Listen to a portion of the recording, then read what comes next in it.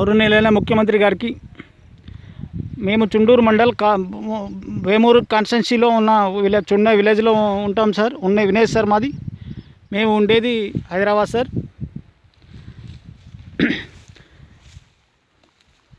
మేము ఒక వైసీపీ చిన్నపాటి కార్యకర్తం సార్ హైదరాబాద్లో ఉంటూ. మాకు తోచినంత వరకు మేము 100 ఓట్స్ ఈచ్ వర్స్ 100 ఓట్స్ టార్గెట్గా మీకు ఎలక్షన్ టైంలో వర్క్ చేసినాం సార్. ఏమీ లాభాశ లేకుండా వాలంటీర్గా మేము వచ్చి ఓటు వేయడం జరిగింది సార్. మేము బ్రతుకు తెరువు నిమిత్తం అక్కడ హైదరాబాద్ వెళ్ళి అక్కడ అద్దెలలో ఉంటూ ఏదో చిన్నపాటి మాకున్న కొద్దిపాటి రేటు వచ్చినప్పుడు అమ్మేసుకొని పొలం మాది అమ్మేసుకొని చిన్నపాటి ఇల్లు కొనేసుకొని సెటిల్ అవ్వాలని లెక్కలో మేము ఇది చేసుకున్నాం సార్. కానీ ఇక్కడ మా విలేజ్లోకి వచ్చేపాటికి సీన్ రివర్స్గా ఉంది సార్. మా విలేజ్లో లోకల్ లీడర్ ఉయ్యూరు సుబ్బారెడ్డి అనే అతను లీడరు హెరాస్మెంట్ చేసి 2014 to 2019 టీడీపీ గవర్నమెంట్లో కూడా అతనే ఇప్పుడే మమ్మల్ని హెరాస్మెంట్ చేశాడు సార్.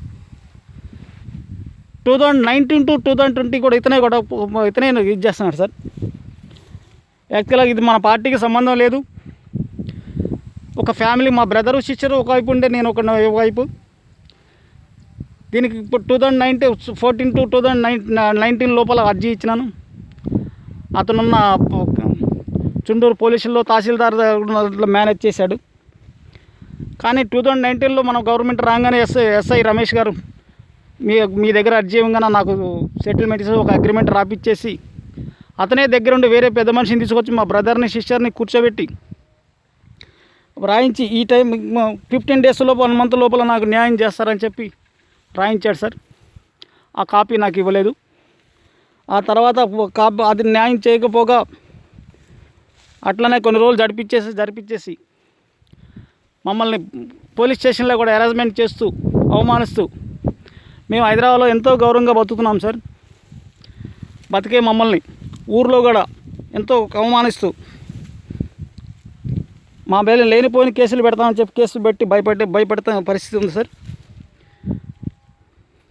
ఒక అన్ఎడ్యుకేటెడ్ పర్సన్, మేము చదువుకున్న మా వ్యక్తిగత అవసరాల కోసం మా పొలాలు మేము పొలాలు అమ్ముకోవడానికి కూడా అవకాశం లేదు సార్.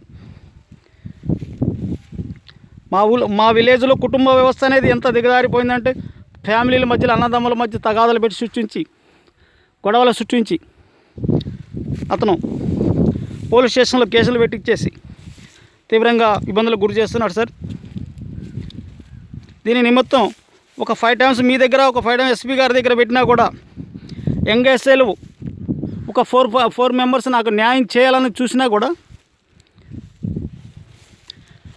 కూడా అతను ఎమ్మెల్యే గారి ఆఫీస్ నుంచో ఇంకొక దగ్గర నుంచో నేను ఫోన్ చేయించేసి మేనేజ్ చేస్తున్నాడు సార్.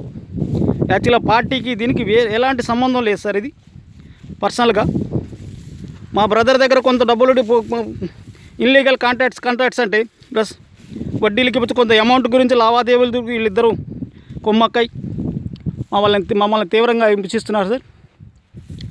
మా విలేజ్లో ఎవరు కూడా బయటకు వచ్చి ఇతని మీద కంప్లైంట్ ఇవ్వడానికి అంత భయపడి 25 yearsలో ఒక వ్యక్తి సామాన్య కార్యకర్త సార్ ఇతని మీద కంప్లైంట్ ఇవ్వడానికి ముందుకు వచ్చి భయపడుతున్నారు సార్. అలా ఉంది సార్.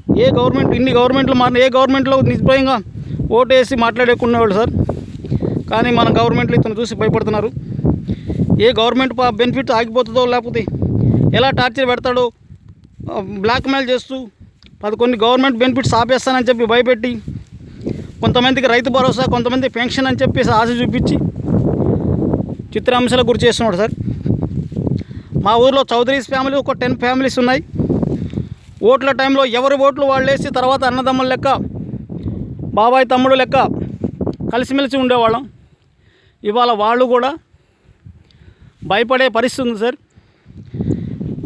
ఇలాంటి పరిస్థితుల్లో నాకున్న కొద్దిపాటి పొలాన్ని పంట వేయకుండా నిరసనగా తెలియజేస్తున్నాను సార్. ఇలా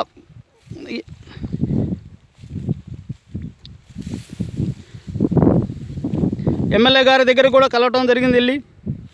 ఆయన కూడా ఎలాంటి ఇది చేయలేదు సార్. దాని నిమిత్తం నేను పంట వేయకుండా ఖాళీగా విడిచిపెట్టడం జరిగింది సార్. ఇతని మీద లోకల్గా పిఎస్ నుంచి ఒక తెప్పించుకో ఒక ప్రజెంటేషన్ అనేది తెప్పించుకోగలరు సార్ మీరు. ఇతను చేసే అన్యాయాలు ఏంటి, ఇతను చేసే ఎలాంటి సామాన్య కార్యకర్తలు ఎంత నీచంగా హింసిస్తున్నాడో ఒక్కసారి చూడండి సార్.